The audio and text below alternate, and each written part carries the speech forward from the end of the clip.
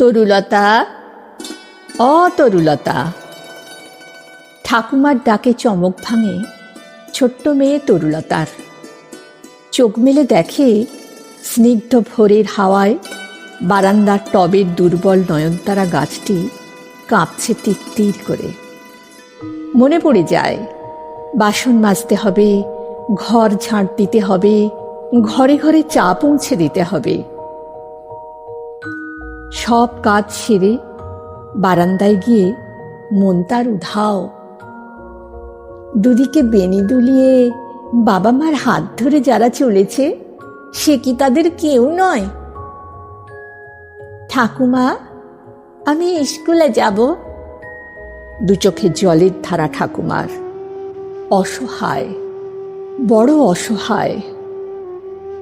ছেলেদের সাহস করে বলে, তরুলতা স্কুলে যাবে। ছেলেরা অবাক। আধুনিকা বৌমারা বলেন, আর ঘরের কাজ? ঠাকুমা ছেলে বউদের মনের কথা বুঝে চুপ। দুপুরবেলা তরুলতাকে নিয়ে ওপর থেকে সোনার বিগ্রহ নামান। এতে তার পূর্ণ অধিকার, তার স্বামীর তৈরি বিগ্রহ। চল তরুলতা। কোথায় যাব? মোহন স্যাংরার দোকানে।